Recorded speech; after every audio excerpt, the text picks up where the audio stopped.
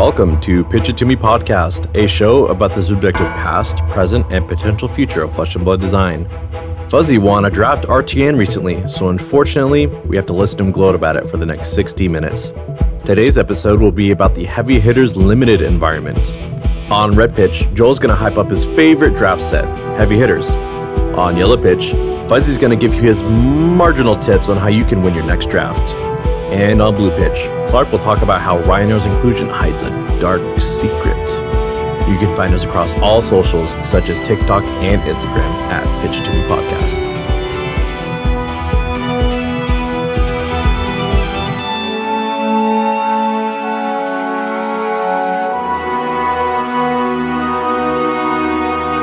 I'm Fuzzy.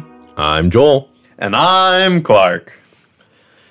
400 views! God dang! Yeah, God damn! we hit a new record with our last video. I guess you guys really like Talon, or at least really like Riptide. 400 views might not sound like a lot, okay? But look, we're on 32 episodes, and that was the first time we ever broke 100 views on YouTube, so we appreciate every single one of those clicks. But Yeah. it was certainly special. I think we just kind of got picked up by the algorithm, and it's going to be interesting to see if that keeps happening.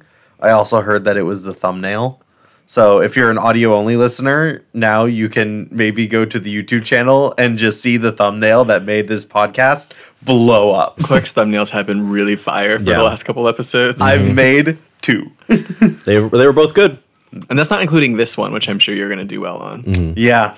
I have no clue what the fuck I'm going to do for this one. So hello to all the new listeners, and thank you for stopping by and choosing our podcast to listen to, even if it was only doing dishes. Marcus Brown was one person at least who I know does dishes while he listens to the podcast. Heck yeah.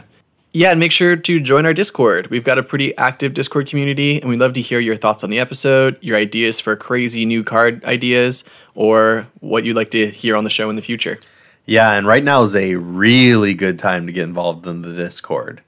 Not for any particular reason that I'm allowed to talk about publicly. Before we get into the main body of the pod, we did want to mention that there's a new set announcement that came out recently, Part the Mistveil. God, it looks so good, doesn't it? We know almost nothing about it, but yes, Clark, it looks very good. I mean, we know that there's a tiger and a snake and a moon. Metaphorically, yes. And there's a lake. There is a lake. There's a woman. A lady. Yeah, I a think lady. that looks like Icelander to me. Lady of the lake. Shut the fuck up right now. Oh, No, I dude. think it looks like Icelander. What if she's going to give a magical sword to a hero? Like King Arthur myth. Lady of the lake. That would be funny. That'd be cool. It also, I've heard speculation that lady is like Melira, this illusionist lady that keeps showing up on illusionist art. Yeah, everyone's all on the illusionist. Is that the train. Shimmers of Sliver art? Probably. She's The in lady? so many arts. She's in like Miraging Metamorph, and if you ever seen white girl, illusionist right? with like, Yeah. Got it. So, one thing we do know, we actually know 2 things about the set, Part of the Mistveil. One is that because I qualified for nationals, this is the set that I have to master when I go to Minneapolis and I take the, 63rd place or whatever. wow, Minneapolis. Are you excited to go to probably the most boring city in the Midwest? I'm excited to play Flesh and Blood. Well, when there's boring middle of nowhere places, I always think of like pies. Like they probably have really good pies. Bro, I don't their like pie is pie. probably you don't like pie? It's not that I don't wrong like person, it, but I wrong will like RTM, never man. get excited about pie. Okay, what about like a meat pie or a shepherd's pie? Oh, definitely not. Nope, not even. That one I definitely don't like. Shepherd's pie? No, thank you. Ridiculous. Well, the second thing we know about Part the Mistveil is that it features a new sealed deck format where you open 8 boosters instead of 6. What? And you make a deck with exactly 30 cards. Did you guys catch that? No. No, did they announce that on the big announcement page? When you go to the world premiere page, that it talks about the the format. world premiere page. And that's what it says. It says 8 booster packs and you make a 30 card exactly deck. Not 29, not 31, exactly 30. So do you think that means that there's not going to be any hybrid cards? Oh. I don't know. Maybe. Sure. Or maybe 4 classes will be represented. Ooh. I'm getting a little ahead of myself. We're not doing our pitch and predictions yet. I think means it's more expensive to play sealed for Part the Mistveil. So just think about that, listeners. What are you going to do with 8 booster packs? That's a lot of stuff to open. Red pitch. So for Red Pitch, I thought it would be kind of fun to go over why so many people are really excited and really happy with this limited set. Because I feel like Bright Lights, although it had some interesting complexity to it and some interesting design, it just fell flat and people got really bored of it really quickly. And this was like a really good refresher for a lot of people. And so the first reason why I think that is because it goes back to Flesh and Blood's fundamentals, being Guardian, Brute, and Warrior, where there's high levels of interaction at every turn, and there's all these like mind games and attack reactions present in the game too. Welcome to Wrath was pretty sick. I would put Ninja in that camp too. You know, Ninja's pretty cool. Who? Ninja, you know, like high levels of interaction, because when you block them out, they don't get as much power, or like they're mind games and attack reactions where you're not sure if they're gonna. I just feel blinding rage, so I don't really like record memories when I play against Ninja. He loves Guardian, Brute. Yeah, and these Warrior. are the classes. This was like I your said what I said, set. and I stand on business. Yeah, this is like your set. Like these are like your 3 favorite classes that you've played competitively that you really enjoy. You have the decks for them. Mm-hmm. I mean, there's other cool stuff there, but I think like these classes don't do really anything super flashy. They just kind of build upon what is so fundamental to Fab. And I think that's why I like it, because it's the more reps that you put into these heroes, like Durn 3 and Bravo are still in this game. They haven't LL'd yet. And you have these like basically masters of the deck now. And this is like a resurgence of these classes. Like they get an injection of support. And now I feel like a lot of people, myself included, have a chance to play these heroes that they put so many reps on, but haven't really seen any like huge meta play other than, you know, Bravo, of course. I think that's a great point. These heroes have just been waiting, biding their time, very slowly racking up points, never being at the top of the meta, and we just saw a bunch of support being given to them. And that's really cool. Exactly. And so I want to talk about why this set was so popular aside from those two things. We've already touched a little bit on Warrior, but Brute also needed some serious support, because I feel like there's been a few sets where Brute has gotten several expansion slot cards and most recently Dust Hold On, and still it feels underpowered. So this is like sort of a lot of people's like last ditch effort to see if Brute would be like quote unquote fixed or even playable at this point. Yeah, I mean, I think Warrior especially was also starting to get very, very stale. I mean, Bolton rarely felt like a warrior, and Dorinthia and Kasai played so very similarly to each other that I think like it was the same cards with the same play pattern over and over again, and it was losing a lot of that novelty. And by returning to the set and returning to these classes, it was a chance to revitalize them.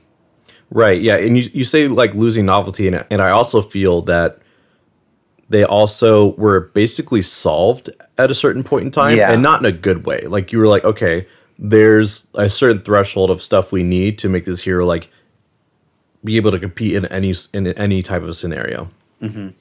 No, it's also very interesting that you brought up Warrior and Brute, because I think these are two instances where they could have done a lot more, and they didn't. Yeah, I remember you saying, Clark, that you felt you didn't really see anything new in heavy hitters, just like more redundancy and like really powerful Majestics, but nothing like that really breaks the mold of what Warrior's been doing this whole time. Yeah, and I mean, it was that classic argument of like, why didn't they bring in a new weapon type? Where's the spear? Where's the dedicated axe hero? Where's the halberd? Whatever the case, right? That's true. There's a lot of flavor opportunities, especially in the weapons that they never decided to go into with this set. Yeah, and when you saw that there was all these equipment slots, and we were like, oh, what new equipment are they going to print for these heroes? It's like swords. They printed more swords. The Centauri Sabers, and also like Hot Streak. I mean, it was good that they like tied Mandible Claw and Centauri Saber to a hero that can Living Legend out. Right. That is cool. That was kind of huge too. And I will say, unlike Brute, Warrior got very interesting support, and a lot of people may have missed it. A lot of this stuff says Warrior attack, and not all of it says Warrior like sword or one-handed sword like Everfest did. Yeah. So this lets them use all the cards moving forward that they took all this time designing for the next Axe hero who gets to use like commanding performance or shift the tide of battle to give something go again. Like a lot of it is really exciting on surface value. Like we don't really know the implications of it yet. It did decouple Warrior from needing swords, but it hasn't provided the other thing that Warrior can now go into. Yep, that's a good summation for sure. Other than like the wager attacks, like they can have a little bit more of an attack focused game plan, which is I mean, that wasn't that what Bolton was? Yeah, that is true. So, does Bolton also like got a lot of support, right? Like being the most like attack focused warrior as is, he's sitting like decently in the meta right now. Like he got a lot of really cool new toys. Is Shift the Tide of Battle good in Bolton? I think it's like usable and worth more testing because it's a yellow that charges to most of the charge cards that we got in Dust Till Dawn. Yeah. And a lot of the agility tokens help us save soul because we've been pretty soul hungry with all these like new buffs that we got in Dust Till Dawn. Yeah, just like it lets you save a soul to give go again because you pumped it and gave it go again without needing Bolton's ability. Right. But then you also get the agility so the next turn you can do the same thing. Yeah. Yeah, there's a lot of really interesting stuff. It's like, but a lot of what Bolton does still is predicated on light and yellow cards. So it's debatable on how much of it is actually like viable in Bolton. And then continuing with Warrior, I think why a lot of people, myself included, were really excited is because Kasai was the first spoiled hero, and it was the first non-living legend hero to get an adult printing, as far as I'm aware. Like later on, we eventually saw KO come back, but I think this was the first time where they were like, we're breaking this rule that we had for ourselves. So it kind of opens the lens to Data Doll, which we now know was originally going to be in Bright Lights, but ended up being Dash.io. And so now we can look at, probably Benji and Valda down the line. Like, I think it's just a really, like, exciting thing to think about. And it's not predicated on competitive play or anything, like, viable now. It's just exciting. Oh, my God. Adult Cavdane? And that's the end of our podcast. Just kidding. I don't know if I can keep doing this, man. I don't know if I... Every day I cut something out from the episode regarding Merchant. And then, also what I wanted to retouch on, we harped about it a lot last year. This is also the first set of the year that will show us like more of LSS's promise of Fab 2.0, which again, I think really focused on reducing the amount of available go again and how people cheat the action point economy, like wizards especially, and then just classes all around. And we're also supposed to be getting 15 plus new heroes, and so we've already gotten what? 5, yeah. I mean, we are expecting 3 major releases this year, right? So if they do 5 each release, we are right on track. Yeah, and again, this is considering both Kasai and KO are new heroes, but I think they're decidedly new heroes. They just have such unique abilities compared to we did a whole pitch about this. Yeah, I'm not going to drag that up again. Go listen to it again. Yeah, listen to our backlog. Yeah. I think other than like the hype surrounding the Heavy Hitters Limited, I think other than the hype leading up to Heavy Hitters release, I think a lot of the stuff that we were able to look at once we were actually able to play draft is what made people so happy with it. And that's like the mechanics within Limited. Fuzzy, you had some really interesting thoughts about Wager. Would you like to tell us a little bit about that? Yeah, I'm not going to claim that like I invented these ideas or was the first to notice them. But one thing that is really elegant about the wager mechanic, when you're designing a set and the focus of that set is like, we're going to have a lot of attacks that can benefit the opponent if they're fully blocked, but we want to encourage people to play them, you have to have a lot of 2 blocks in the set, You have to be able to reduce the defensive capabilities. I think that's another reason why there's not really any defense reactions. There's certainly preventative effects that are very similar to D-reacts, but the only one that like really blocks for 4 is a rare, and you have to block with an attack action anyway to get that out there, right? Rally the rear guard. So you mean reinforce the line? Yes, I mean reinforce the line. Raleigh the rear guard's cool because it blocks for 5. It does something really similar, right? Yeah. It lets you play around these wager mechanics. And I think the wager mechanic has been really interesting to see play out, There's a lot of decisions you're making. Like, at face value, you wager whether or not you think you're going to hit, right? If I think I'm going to hit, I should wager. If I don't think I'm going to hit, I shouldn't. But there's actually like a lot more nuance than that. Like when you wager an attack, it triggers all these warrior attack reactions that are in rare. So you're more likely to hit if you wager.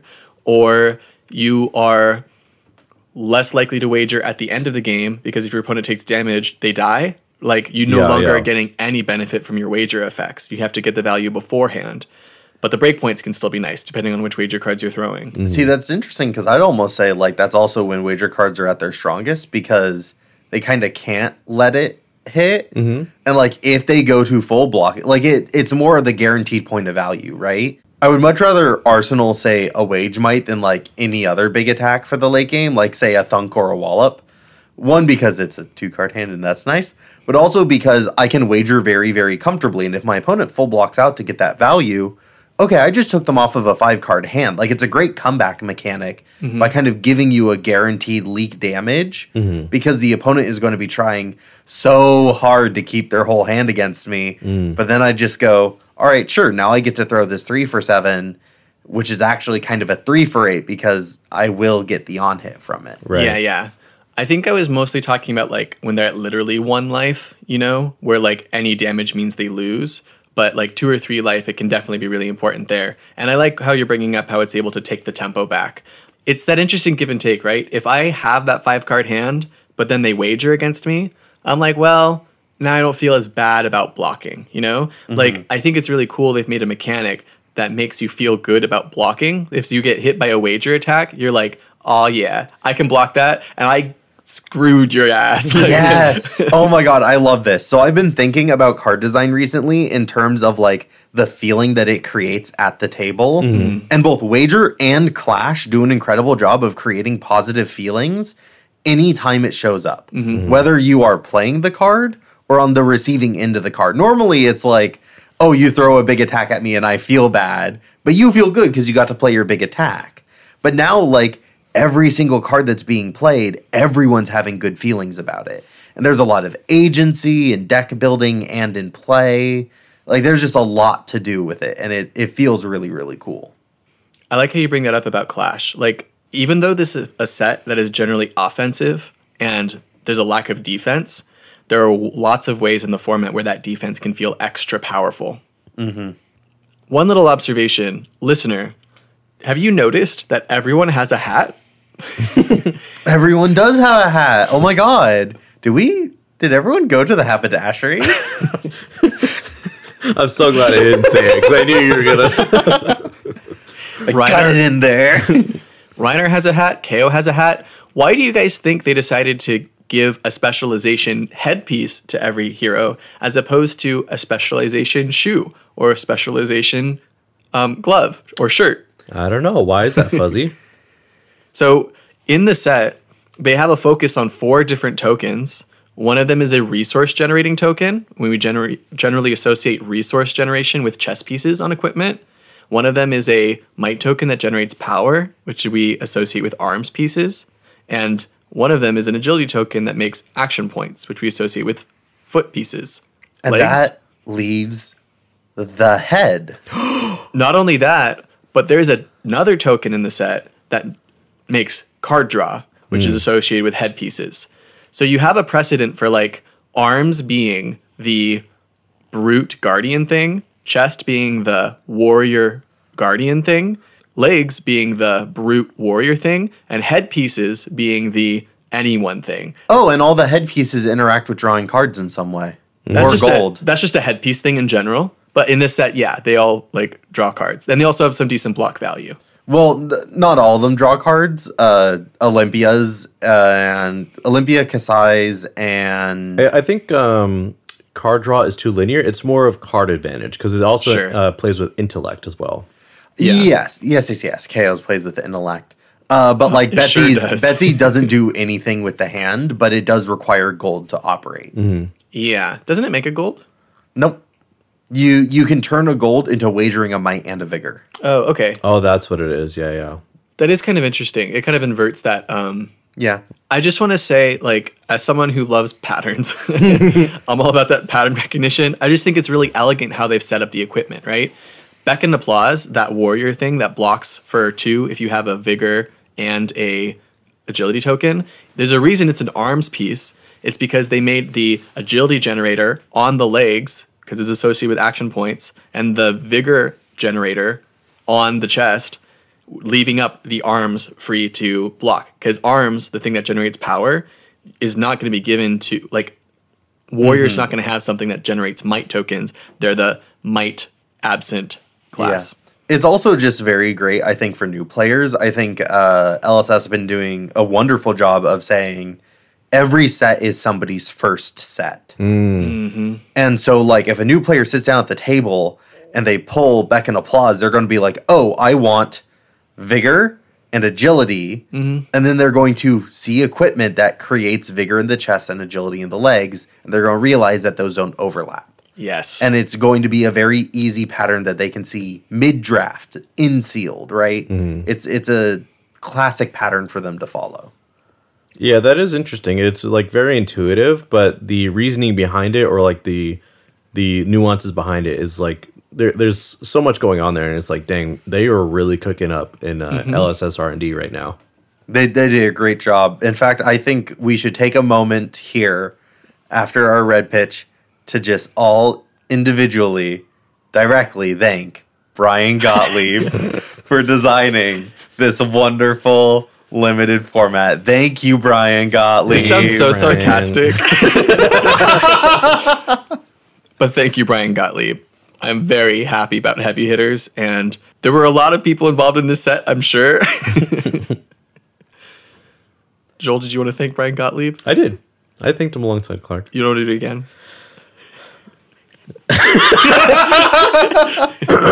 We can totally cut this, by the way. Thank you, Brian and team. So with that being said, I think I am satisfied with how that went. Let's move on to our yellow pitch, headed by our RTN winner, Fuzzy Delp. Me? That's you. Yeah, we're becoming a classic Flesh and Blood podcast, just talking about like our play, our tournament wins. And by ours, I mean your guys's. Non-zero amount, yeah. We're going to play like doing this for years. And then in the year like 2028, we're going to be like, all right, we're going to have Fuzzy, the 2024 RTN winner. Because that'll be like the best thing. Our highest accolade. Oh, this is it. This is our peak. Damn. 400 views on a YouTube video and 1 RTN win. So I do want to say I don't think I'm exactly hot shit or anything. I just want to make sure we're all clear that this might be an isolated incident. I'm not exactly a draft expert, but I do want to talk a little bit about what I did at the RTN and how it worked for me. And maybe if you're able to replicate it, awesome. Maybe if you try these tips and then lose, please don't at me. You can add them in the Discord, just not like, you know, Fuzzy, publicly. I went and I forced Victor just like you told me to, and I lost. You suck. So, Fuzzy, I would like to know, what is the most important, what is the number one thing I should do to win an RTN draft? I had a list. You want me to give you one? Give me the top one, that very first one. Get lucky. Damn. Because draft is a high variance format. I think that's part of why it appeals to me. Like, you can open up a Sick Majestic and then do really well with it. I opened the KO headpiece specialization in my first draft, and luckily I was already drafting Brute. That's very lucky, right? I was able to pick it up and succeed with it. One thing I made a point of doing every draft pod is forcing a hero from pack 1, pick 1. Or at least a class. So for context, I decided I was going to force KO/Brute every draft pod. So these tips come with that asterisk, is they're really geared towards KO. I grabbed lots of 3 blocks. I prioritized them pretty high in my drafts. We were talking earlier about how this set, like, as a design choice, has fewer 3 blocks in it. And that just puts them at a priority. When you're able to grab them and keep them in your deck, I think all 3 of my pods, I had at least 50% 3 blocks in my deck. Damn. So I'm drawing like multiple 3 blocks per hand, usually, most hands. There were definitely times, especially with Brute, you're going to have non-blocks and 2 blocks, and you're like, oh, this hand can't block. So I guess I'll just have to like send a bunch of damage instead. Right. But having the ability to block consistently, especially cards like Bonebreaker Bellow, which are non-attack actions that are 3 blocks. Those are Super good for the warrior matchup. Yep. Blocking always feels the worst too against warrior because there's Centauri Sabers and pretty much everything says if it's defended by an attack action. Yeah, and simply by having 3 block non-attack action cards, you're giving yourself a huge advantage in that matchup of being able to prevent that free value that they are relying on. The next thing that you're looking for is 6s, right? So 3 blocks and things that have at least 6 power are really good. I was able to grab like 20 hits. Yeah. Sheesh, that's a lot. In most of my deck. It is a lot. And I was willing to grab lots of like yellow and blue 5s, like just cards that are like really mediocre 6s to keep my 6 count high. And then I'm able to play cards like Bear Fangs and Wild Ride, which can traditionally be pretty risky picks. So I have a question for you. When you were drafting, were you prioritizing natural 6s over these like false KO 6s? It would definitely depend on the 6. I'd rather have a 5 that blocks for 3 than a 6 that blocks for 2 generally. Real. I also grabbed equipment really early. Yeah, I've been noticing that that's a really big point of contention with people in draft is like, do you grab the equipment early or do you let it wheel? I think it's really interesting that you say you grabbed yours early because I was usually letting mine wheel around the table and getting rewarded for that. In my finals pod, like the top 8 pod, I for pack 1 pick 1 a raw meat. Oh, wow. And I was bragging about it to Evan and he was like, don't you want a more main deckable card? I'm like, I don't know, it worked out pretty well for me here. Well, and that's also with the tenet that you were like, I'm playing Brute today. Yeah. And most people are like, I want to see what the best generics, what the best like hybrid cards are. Brute has a relatively easy time like turning on those like double block equipments. Yeah. Because all they need is like 1 agile wind up and now you're blocking for 2 or 1 in the future. Yeah, it's especially easy for Brute. Or like assault and battery making agility. Like when you make agility with Brute, you're probably with KO specifically, you're probably also making a might token. Right. Yeah. So raw meat probably gets the best value out of any one of the like cycle of cards. Yeah. The cycle of equipment that blocks for more with like however many tokens you have. Okay. So those were some pretty milquetoast tips. You didn't really need me to tell you that. I think the 2 things that I did do differently than what I've been hearing online, the first one is like, I don't think I drafted more than maybe 1 copy of Lead with Speed over the course of my entire day. Wow. Lead with Speed is a really good card. I'm acknowledging that because it allows you to make agility tokens and pump your attacks, right? And having those sources of agility tokens is what most people think is what allows you to play 5-card hands. And they're right? Like when you're playing Brute, you want to be aggressing, you have more damage capability than other heroes, so you want to be blocking less and just swinging out more. And I still believe in that. But I was prioritizing things like 3 blocks and hits over Lead with Speed, even like yellow Lead with Speeds, just because I wanted to keep these like rates in my deck really high. And I was okay with blocking if it means I can return really good damage. So that's part of why I had so many 3 blocks and hits, is because I was giving up on things like Lead with Speed. So I was already grabbing Bonebreaker Bellow because I'm like, hell yeah, 3 block. I was grabbing it in all colors, but that's another way for you to potentially use your whole hand. And a lot of the time, they're going to be throwing at least a little bit at you anyway, right? Especially like Kasai. Like, even if you have all the tempo, their little Vigor token comes at you with a Saber. You get to block the Saber, not take any damage at all for that turn cycle, and still be able to return some stuff. So I just want to expand the definition of Go again, because even though I didn't take any of the like Lead with Speeds, which are awesome, I was still able to have really efficient hands and throw a lot of damage. Did you take any Wild Ride? For sure. Okay. I am big on Wild Ride. Yuki Lee Bender, I was just listening to her podcast On the Bobble, which I would recommend to anyone, by the way. On the Bobble is great if you like to hear draft, and Yuki Lee Bender is an amazing player, and she loves draft specifically. So she like lost a couple games to Wild Ride. It's easy to do that, you know? You draw the wrong card off the top. There's like always a chance that it fails, and when you're banking your whole turn on Wild Ride having Go again, you can lose like your whole turn as a result. Especially if you just like block or didn't block at all, and like I'm gonna come at this dude with Wild Ride, discard the like 1 and 4, and just lose the game. But I was also able to consistently have at least like 20 hits in each of my decks, so I think that really helped it. For sure, the chances were pretty high. I'm also really mindful of what I pitch. I try to only pitch hits. Like there's so many blue 5s in the set that you can like get away with like only pitching blue 5s unless you like really need a turn to work. I also kind of avoided some good cards like Smashback Alehorn, You know, even though it's a Oh. blue, it only blocks for 2 and it's not a hit. So like it doesn't check those boxes that I was looking for with that critical mass, even though it's a great card because it gives you an agility and a might and efficiently lets you use your whole hand on the turn you play it, right? If you're playing that card, now you just have to worry about getting value out of the other like 3-4 cards. But again, I was trying to avoid it because I wanted this critical mass of 3 blocks and hits. I'm just playing math KO. Okay. The second semi-controversial thing that I did was I avoided all the clash cards. That is very controversial for KO.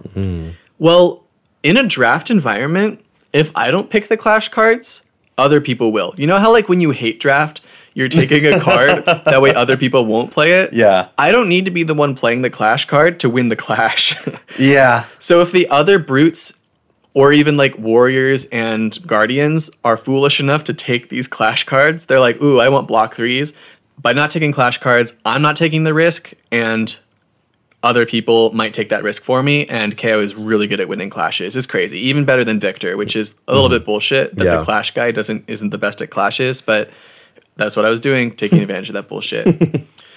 To summarize all these tips, the card Assault and Battery blue is really high on my pick order. You can symbolize you can symbolize my draft strategy with blue Assault and Battery.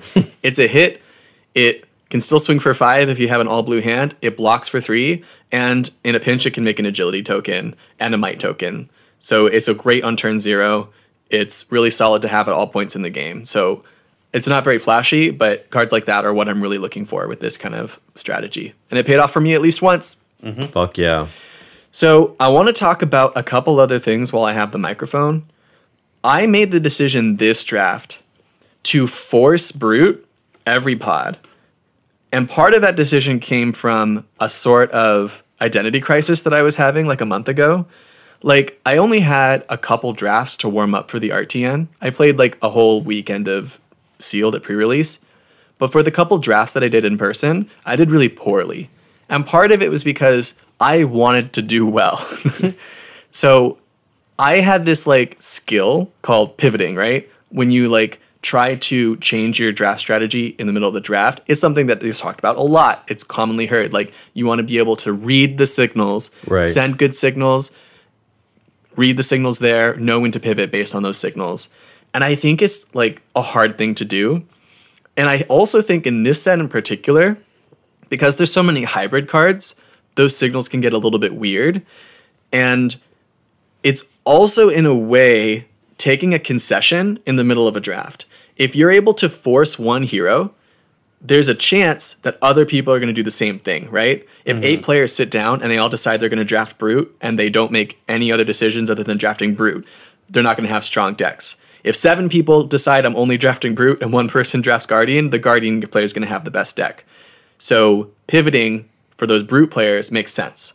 But I've also been in situations where I felt like there were signals and I pivoted into a class, and so did 3 other people, meaning we all had shitty Guardian decks. Well, it's kind of like meta, right? The best time to force is when everyone is pivoting. Right. And the best time to pivot is when everyone is forcing. I think it's been very interesting because typically there does get to be a correct solution. It doesn't seem like Heavy Hitters is getting there, right? Because with Monarch, the answer was force. Like, pick early and force. And yes, the draft can support a lot of prisms. Prisms is like the best thing to do. Because I remember back when you were in US Nats, I remember you were talking about your strategy of like forcing prism every single pod. And that was because Monarch there was this general consensus of like, yeah, prism's the strongest. Like, Monarch was infamous for that. Yeah, it was a set to force. Well, I feel like maybe Bright Lights was like the set where like everyone was talking about pivoting. And like you're paying more attention to like what's making its way around the table. I've just always heard of it associated with being a good drafter, you know? A good drafter knows when is the right time to pivot into a different hero. But I think like I'm kind of pendulum swinging the other direction, where I think in general the strongest deck is going to be the one that was on that deck from pack 1 pick 1, you know? I think with Magic the Gathering, I did a lot of Magic the Gathering drafts, and with the 5 different colors, and you could pick like one color and still have 4 different colors to perhaps draft into. There was a lot more flexibility. And with Magic drafts, like, you're only playing 23 out of those 45 cards. Where Flesh and Blood, you're playing 30 out of 45. So I kind of just like went into the mindset of force other people to pivot, make them play worse decks, make the mistake of pivoting, because pivoting is not a good thing to do, you know?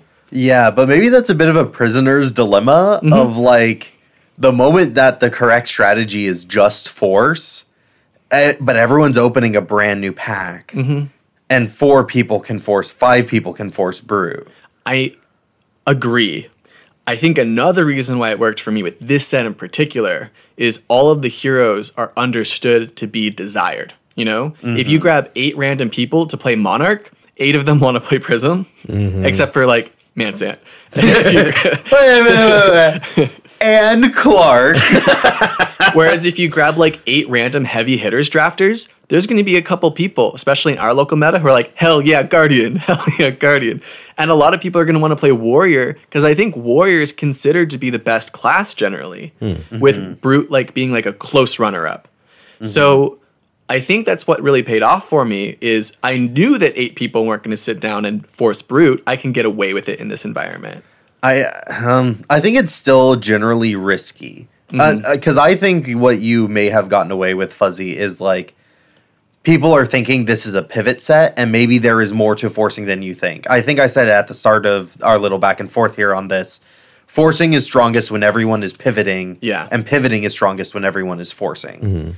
And so, like, if you went into an RTN and everyone's thinking, well, whatever gets passed to me, right? I'm going to be taking good generics and good hybrids, and then I'll make a decision once I've seen some cards go past, and that's when I'm going to figure it out. And I'm going to be thinking about the signals I've said, blah, blah, blah. And in that environment, it's really good to be like, pick one raw meat, Right. windmill slam. And also, because I've heard you, Fuzzy, reference Yuki Lee Bender on her podcast, that there's about 3 or 4 picks that you can waste in the first pack before you have to decide. And I think in that, like, quote unquote chaos, if you're already grabbing cards that you of a class you know you're gonna play, you're 3 to 4 cards up on everybody else. If those are any chance, like, Brute, and they end up not going Brute, or vice versa. That's what pivoting means, is sacrificing the cards that you picked for the first 3 cards of the draft in the hopes that the next 30, 40 cards are going to be putting you in a much better position, which is so risky because you need like at least 35 cards to make a good deck. Well, I think a lot of people are also staying open because in like the rares and common slots, there aren't as many obvious pack 1 pick 1s in this set. Like, obviously, if you open up a Golden Sun or like a Miller's Grindstone, right? These or are any of the hats. Or any of the helmets, yeah. These are like hats. Obvious. My apologies. Fuck, if I knew a fancier word for hat, I'd use it right now. If somebody opens up one of the hats... There you go. Then, like, they're very obviously going that hero. They immediately start going into it. There's clear and obvious signals. But, like, if you don't open that, what are the, like, super clear pack 1 pick 1s? It varies so much. Right? Like, maybe down but not out. Red down but not out. Yeah, I would... That's, like, the closest I can think of as, like, the... It's a 3-block 6 in KO. Exactly, right? But even then, you're still thinking KO. Like, you can run it in everything, but you're still thinking KO. Well, because me, and this could probably be misguided because I haven't won an RTN yet, obviously. KO seems like the easiest brute to draft. And if you're grabbing generics that are, like, turn into 6s in his pool... And then there's still all these hybrid cards going around that I feel like that's a really relatively safe pick. And like Overpower is really, really strong. And you want that extra damage even against Warrior and make them like give up their attack reactions that they won't be able to use against you on subsequent turns. So I think there's a lot of nuance there. Overall, I think it's a really hard decision to make. And the set is still fairly new, I feel like. So I think... opinions will change, but for the most part, I'm on the same side as Fuzzy, where like just force and make everyone else kind of pivot around you. I think it's like a really like anti-meta thing to do. It's an open question that I'm going to be asking myself continuously for probably the next few sets. I think I've always associated with pivoting with good and forcing with like risky. And I kind of challenged that belief for myself recently, and it paid off for me. So I'm going to be thinking about it a lot in the future. For sure. And I'm really excited to hear what the listeners think. If you guys go to our Discord, go to the comments page, tell me like, are you a forcer or a pivoter? Do you send signals or do you receive them? Alan Lube asked me that question in the middle of the draft after going 3-0. And he was like, are you a signal sender or a signal reader? And I was like, literally don't know how to answer that right now. I'm in the middle of an RT and I can't answer personality quizzes. I mean, a good pivoter is both. They're a switch. And I guess now I would be like, I am a signal sender. So maybe you learned a little something. Maybe you anti-learned something just now and you're about to go bomb your next draft. Maybe Fuzzy just made your life way more complicated than it needed to be. You were so secure and Fuzzy just came with a sledgehammer. Ignore the lead with speeds? Okay. So are you guys ready to move on to our blue pitch? Yeah. Sounds good to me. Okay. So for our blue pitch, I'm going to be asking us, who are the heavy hitters? Let's take a look at our lineup here. We have Betsy, Victor, Kasai, Olympia, KO, and Reiner. What the fuck are you doing here? Reiner is cool. Everyone loves Reiner. No, he isn't. He's so integral. Yeah, oh my god, he's so important. No, looking at the leaderboard of wins, we can really tell Reinar is really doing something here in the limited format. But it's like, yeah, I want to kind of look at this roster of heroes that we have been provided and try to take a look at it as an active meta choice for the limited format, right? Okay. Because I don't always think that people think, or let me put it this way. I believe that most people do not think that hero choices in a set, like which heroes get chosen to be printed in a set, like can change after cards are being printed in the set. I think there's kind of this assumption that the heroes come first and all of the cards come after. And I think that's wrong. I think they actually design a lot of the cards and mechanics first, and then they build heroes around it. And they build the heroes to do specific things in the limited format. So let's kind of take a look at what some of these heroes are doing. One, they're meant to showcase new abilities, the new mechanics, right? Betsy feels like a good example of that. Betsy's a perfect example of that. Victor also does this. KO does it in a very odd, like subjective way. Right? It's like everyone's operating on the XY plane, and then KO's just fucking off into Z-land. And it's like, why are you going there? He doesn't feel that different to me. Well, like, in terms of showcasing Clash. Okay. Like, Clash isn't printed on... And Olympia is another example of, like, wagers printed on his fucking card. Right. So these are all, like, the showcase heroes. And then there's Kasai. Kasai is very gold-oriented. Gold's a very important part of the set. Very, very synergistic. And so you can see how their hero abilities are very woven into the base mechanics of the set in a way that I think they may not have been if they were designed first, right? Like, I don't think they designed Olympia first and then the wager mechanic. I think they designed the wager mechanic and then they built Olympia around it. Once they decided that there was going to be a war, they were like, we're going to put warriors in the set, wagers in the set, let's make a wager warrior, and then they built Olympia. So to repeat what you're saying back to you to make sure I'm understanding, people are taking the... Chicken before the egg. Yeah, the hero design for granted, and we can imagine a world where there are different heroes that could have been selected to go along with the set because you think that's a very viable... theory for how they designed the set, knowing that we can't really know. Yes, and that's why Reinar is so fucking weird. What the fuck is he doing here? I sit back, I lean back in my leather chair, and I spark up a cigarette as I look out into the stormy Los Angeles night. I think to myself, he's not supposed to be here. it's supposed to be somebody else. He wasn't meant to be there that night. There's another brute. I think they designed another brute to go into heavy hitters. But as the card, like as they designed the set and as they were playing it out in limited, they decided that it would be better to save him for later. Save the design for a later moment. I think this is also why they reprinted so many brute cards. Those were originally supposed to be slots going to a new hero with new designs. Okay. And then they were like, no.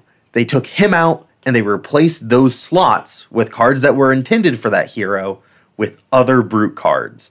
It's the big conspiracy of heavy hitters. They took the other brute away from us. That's a pretty good Kool-Aid.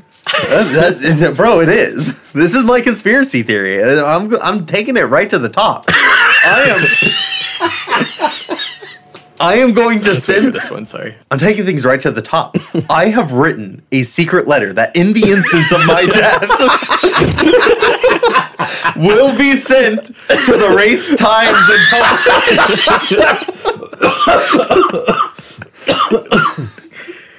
LSS will not silence me. Sorry, let me do that again. That was my voice was so fucking shit. LSS will not silence me. Oh my word. You know, I believe you. I actually legitimately like that. Yeah. I think there's some legs to that because he really has felt like why is he here? Like, did they really think, man, Reiner is gonna be sick in this limited set, and Intimidate's gonna be so strong with beat chess, and it's like whatever, it's mid. You know, like there's some really cool things that Reiner is doing in limited. Like Reiner can use trade-in really well. Oh yeah, trade-in is so fucking cool with the Reiner. And KO can't. You know. I just think there are others. You can use gold to like get like yellow and blue non-6s out of your hands. Yeah. Like. It's kind of there, but like you just have to work so much harder than every other hero. He certainly has a much harder time using Bare Fangs and Wild Ride, which are like so good. But I do think that Reiner does provide something that they also wanted in the set, which is evasion. And so I kind of want to take a moment to sort of think about how do the different heroes in the same class add or subtract to the limited environment? So why is there KO and Reiner? Why not just KO? Why is there Victor and Betsy? Why not just Betsy, right? Because presumably Betsy would do the same shit with Clash that Victor kind of does. So why print both? Well, one is they're looking to expand the roster, so they just need to print more heroes. But also, I think it's important that you can pick up Guardian cards and still, but like not feel like you're competing with other Guardian players for the same hero. That you can pick up Guardian cards and play Betsy or Victor based on other cards that you get later. Right. It's really funny that you mentioned that. There really are a lot of different draft archetypes in this set, you know? Like, Test of Strength is a generic, but it's like a really Victor-flavored generic, right? That because he can draw free cards off of that gold token, and Betsy can't. But Betsy has her own really strong advantages, which is part of why she was so popular and sealed. This nuance in the set, I feel like, is not obvious. Like when I was first reading through the set list as it was spoiled, it felt like a Taco Bell menu where there's like 5 different mechanics. Yeah, it's all the same ingredients, but there's all these different forms. Like wage agility, but not the warrior card where it's an attack reaction that wagers in agility or whatever, like the warrior pump that wages in agility. Hold'em. No, is it Hold'em? It's like agile thingy thing. Agile. Like so many cards just have agile engagement. The one for +3 attack reaction. That's the attack reaction. Okay. Like every class has their like tokens and it's just the same tokens over and over again. But also like there is a lot of that nuance where the different heroes in limited interact in just a slightly different enough way that you're like, yes, this is clearly a Victor deck. This is clearly a Betsy deck. Unless you're drafting like shit and you're like, oh, this is just a deck that I have to slap a hero onto. Yeah, or like Draw Swords, right? Draw Swords is fine in Olympia, but it's better in Kasai. Yeah. So like if you start grabbing a bunch of Draw Swords early, but then in pack 2 you open up the Olympia hat, you can still play Olympia, right? Yeah. There's nothing stopping you from doing that. And so I think it allows more flexibility within a class. And that's very nice to see. But also, I think it allows there to be more interactions and more different play patterns. So I mentioned that Rhinar brought evasion, which is really important. Because there's also been a lot of conversation about heavy hitters being a fatigue set. And Interesting. Really? yes. I've fatigued people, but I haven't felt like it's in a fatigue set. Exactly, right? That's why people are saying, like, it's a viable thing that can happen, but is that what you should be playing for, right?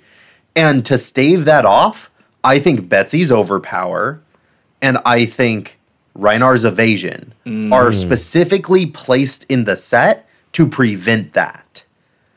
If you go fatigue and you run against the Rhinar brute rather than the KO brute, you're going to feel bad, right? I think they also probably intended for Rhinar's Intimidates to get around these like test and clash cards really well. There are lots of cards of the set that are basically meant to be blocked with. They're like block cards, right? Like when... Oh, yeah, and if you just randomly roll that off of an Intimidate, you feel so fucking bad on the other side of the table. Like that's what Rhinar would really want to be rolling for. And I imagine it's what the designers were having in their mind when they're like, what does the best brute, what does the best Rhinar deck look like? Well, he's probably like hitting with these cards with Intimidate, which feels really frustrating. So maybe they just didn't want Rhinar to have that power level because it would create a frustrating design experience. And now we're in this other frustration, which is Rhinar doesn't really see any play in limited events. And well, again, I think that's because Rhinar was a late addition. That was they were just like, we need to put something else in here, and he's the only generic brute that exists. Yeah, and they also like reused the young art from the classic battles. So I imagine they were just like, let's do like a Rhinar, and his back is facing it didn't feel intentional, right? It feels so second thoughty, right? Because Rhinar in the adult form is like has his back shown to us and was like looking backwards, right? Yeah. So it's like there's an argument that they like intentionally didn't design as much so they could like be a little bit lazy with it or like meet a deadline, I guess. Yeah, it's definitely odd. But I also want to point out that like Victor is the fatigue guardian, while Betsy is like the evasion guardian. And in a similar way, Kasai is the go wide warrior, while Olympia is the go tall warrior, right? Like, they are designing these heroes in slightly different ways that provide different play patterns within the same class. yeah, So one, that means not every single warrior draft is going to feel the same, because one warrior draft is going to be Kasai, another one's going to be Olympia. But it's also providing variety in you can't just spec like for warrior, right? You need to spec for go tall, because then that helps you against lots of different strategies. It helps you against lots of different things. Or you can spec for dealing with go wide, and that's going to help you against multiple different heroes. And it's more about play pattern than specific hero or class counterplay. Am I making sense, or am I just huffing my own glue over here? I think you're making a lot of sense, Clark. I think I'm waiting for you to sum it up, and then it'll make sense to me. I don't know. I think my sum it up is by printing more heroes in these sets and by designing the heroes second, which is especially what they felt like they did for this set, they were able to be very intentional with hero design being an element of the limited format. Like overall, even if that is true that they designed the hero second, I think they're doing a great job by really getting the limited environment down first so that it's fun to play no matter what heroes you add to the mixture. Yeah, and I love that you mentioned that, because I do think that there is a slight issue then when you look at CC, because when you make all these hyper synergistic clash and wager focused heroes, especially with the wager, you know, wager being full of 2 blocks, great for limited. Yep. Not so great for constructed, and I think we see that with Olympia and Betsy both kind of languishing in their shallow pools, while Victor, who was able to lean on a much stronger and more synergistic Guardian pool, has gone on to do a lot more in CC. So true. And so I would really like to see them return to wager, hopefully very soon, to help those heroes specifically, and not just let them be these limited merchants. Right. Exactly. That's such a good way to put it. Mm-hmm. Before we wrap up with Blue Pitch, there is one other thing I wanted to mention. Mm-hmm. And this is kind of going back to the competitive side of things. But I think with so many heroes in the set, we really are pretty early on in the heavy hitter season. And I think we have the luxury of seeing like results from the heavy hitters RTN season and knowing that like at the time of recording, Kasai is performing the best. Full stop. Mm-hmm. She has the most like RTN draft wins. And I think there's a precedent that's set by knowing which heroes are performing the best that leads more people to draft them, you know? Like, that's the metagame of this set, for lack of a better word. It's weird to think of a draft metagame, but Kasai and KO want to be drafted the most, and I think for that reason, heroes like Olympia and Rhinar are played less and explored less, and there might be burgeoning strategies that are out there waiting to be discovered, but people aren't choosing to play them because they don't think it's going to do well. Even in Limited? Yes, even in Limited. Yeah. I mean, I definitely thought that, like, there's a really cool... Sorry, I did cough really bad. Sorry, go ahead. I do feel like there's a very cool Olympia playstyle that's out there where it's like very focused around like a single weapon swing into a wage card, like a red wage card. And I think that that's actually a really strong play pattern. Absolutely. That not enough people are looking at. But I think it's just the consistency conversation, right? Pro players and players that win will always go for the things that have a higher level of consistency, even if they're kind of consistently worse than other heroes or other possible strategies, simply because it's consistent and they get to have more skill expression through them. KO is definitely consistent, but Rhinar, the way that I would imagine a potential Rhinar deck, doesn't actually have a lot of random discards other than Wild Ride and Bear Fangs, because all the beat chest cards, you get to choose what you're discarding. Cards like Trade In, you get to choose what you're discarding, get a free Intimidate trigger without losing any tempo. And Fuzzy, I'm so glad you brought this up because it's making me think of our conversation with Anthony Pham last time we had him on our podcast. And you know, I love his perspective because he's played both the top and the bottom of the meta heroes.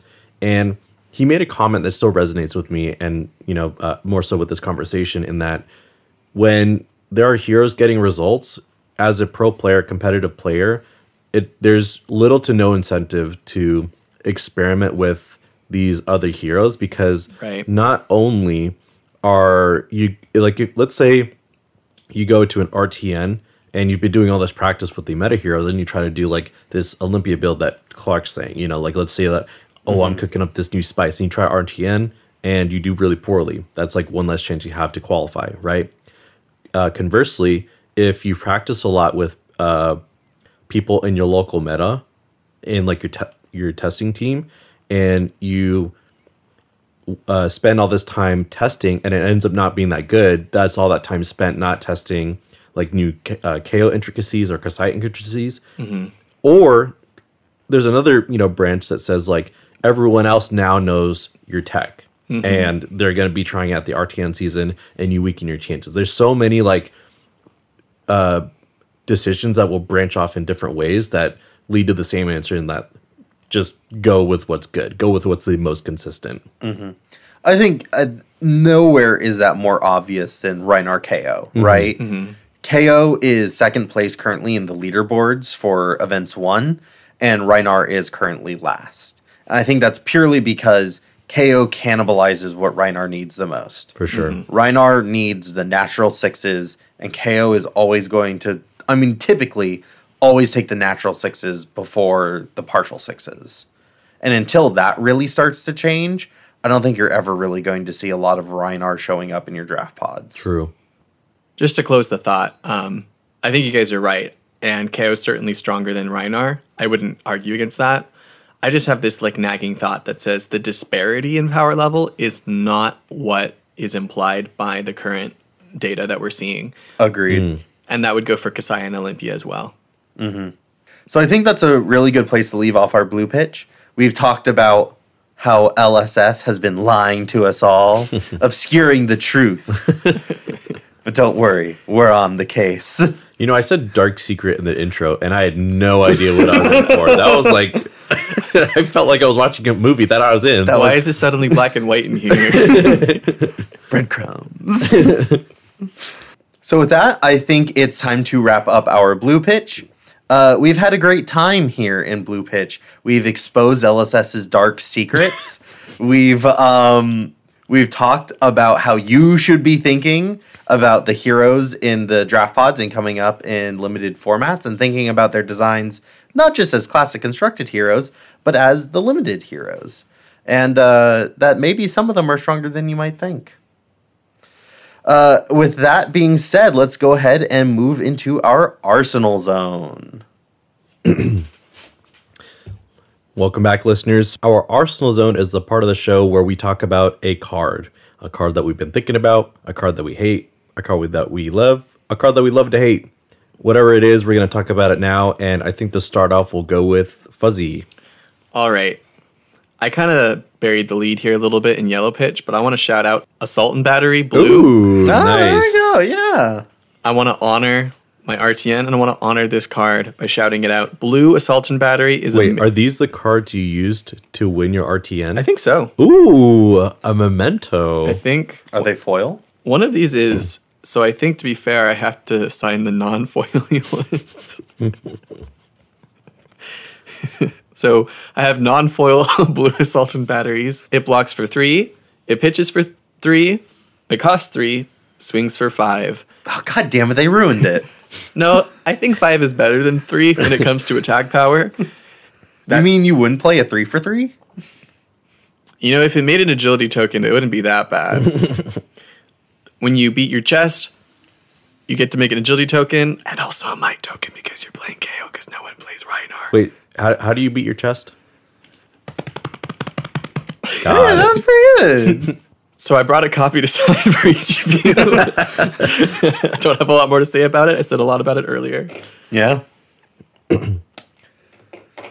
No, it is a great card. It's definitely one of those blues that, like, when you see as KO, you're extremely happy to Yeah, especially grab. turn 0. I think you're just like putting yourself in a winning position, like right off rip. I had a game against Zach Wallach where he turned 0'd, swung an Arsenal. I didn't take damage. On my first turn, I had a red, but I pitched to play Blue Assault and Battery, discarded a blue to make an agility token and a might token, Arsenal to Bear Fangs. He took all 5 from the Assault and Battery. I was like, okay, you're going to take 5? And then he like swung back with like 10 damage.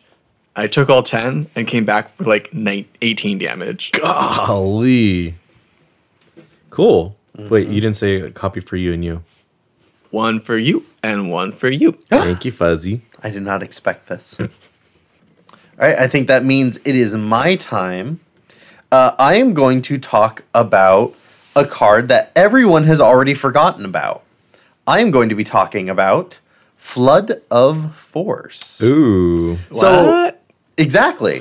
With the Mistveil coming up, I kind of wanted to take a look at some ninja cards, specifically ninja cards that don't give me a brain aneurysm.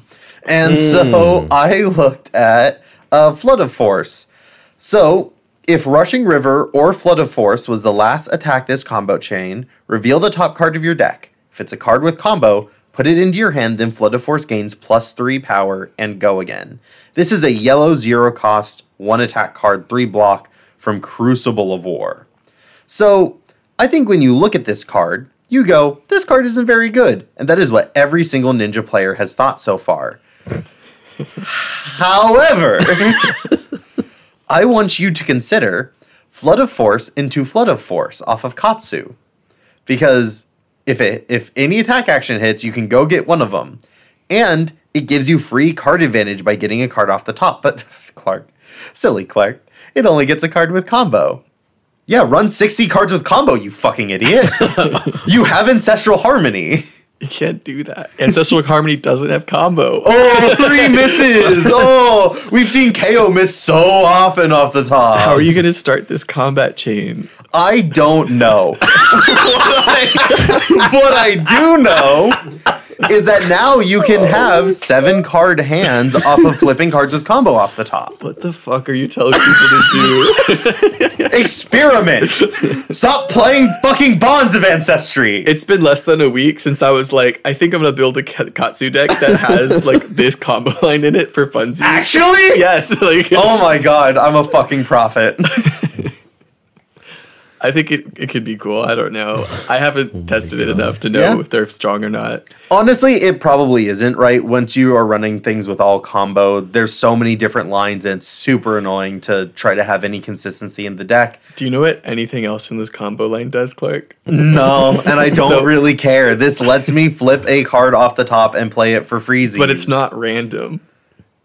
What do you mean it's not random? Because the card Rushing River allows you to draw cards and then put cards from your hand on top of your deck. So that way when you play Flood of Force, you're flipping a card not randomly off the top. Okay, so it's just better. Right. Right. It's great, kind of, I guess. Right. A 0 for 4 go again that draws you a card. It's pretty good. It's slick. It's super fucking slick. And I wanted to make sure that got shouted out. It's a cool combo line. You're goddamn right it is. I really enjoyed your Arsenal card, Clark. All right, Joel, your go. Follow that up. I will. So, for my Arsenal card, I also have a Ninja card. Oh! And this is my first prediction for Misfail. No, it's not the episode. It's my podcast too. He's patchy. And you said I have to follow us, so you really pressed my hand here. You're right. I'm being too bitchy right now. So, no, you're fine. So, my card is Spring Tidings. And if you're unfamiliar, this is one of Benji's 2 specializations. Why would they print that in Mistveil? Because I think they're going to reprint Benji as an adult. Oh! I think that's a great call. Wouldn't that be sweet? I think it's a great call. So, Spring Tidings is a yellow pitch, 0 cost, 3 block with 2 power. Classic for Benji. And it says when the Spring Tiding hits, draw a card for each other attack action with 2 or less base power you control on the combat chain. And it itself has go again. This is a card that one of my dear friends, Del Taco, played a lot in Blitz. It's a very strong combo deck. And it's one of the reasons why Mask of the Pouncing Lynx was banned, because with this card you can draw like 3 or 4 cards into another Spring Tidings and then play a bunch more attacks, and all of it's unblockable with Benji's hero ability. And it's just really frustrating to play against if you're a class with like limited armor and like no like D reacts from Arsenal. It was also fairly cheap too to build the deck. Yes it was, because Benji was not played like Zephyr Needle and stuff like that. Anyways, so I was thinking about this card because I think Benji would be a really cool ninja to reiterate, and I already talked about how awesome it was that both Kasai and KO kind of broke the mold in terms of young heroes getting an adult version. And so continuing this pattern, and it looks like there's going to be ninja in this set. It's not confirmed yet, I don't think. So seeing that preview made me think of ninja, and more specifically Benji. So that's my card. Yeah. Well, I think that is the end of our podcast, boys. Thank you so much for joining me here in Fuzzy's Garage. And thank you, listeners, for listening in. We hope you enjoyed and join us next week. See you in the Discord. I'm so going to play Flood of Force Katsu tonight. Do it. You won't. Okay, bye. Bye. Bye.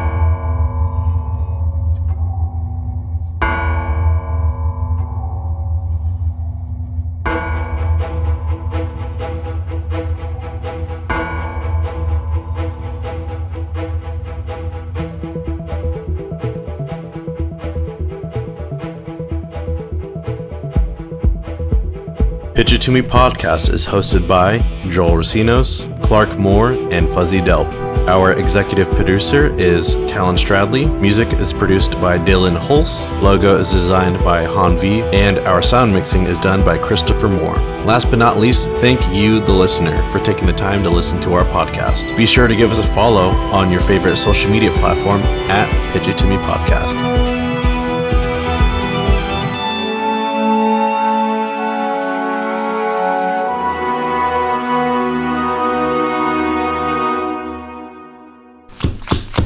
And with that, I think we're going to go ahead and move on to our Arsenal Zone. Listeners, if you don't know, the Arsenal Zone is a portion of our podcast where we shout out a card that we've been thinking about, that's been on our minds. Maybe the card snuggled up to us in the rain, kept us warm on that long, gloomy night with a mug of hot chocolate. Or maybe it threw all of our clothes out of the second story window, Linda! So anyway, we've been thinking about these cards. We've been thinking about them. Who's this bitch, Linda? Oh, did I never tell you about Linda? No. There's no Linda. Oh, okay. That makes more sense.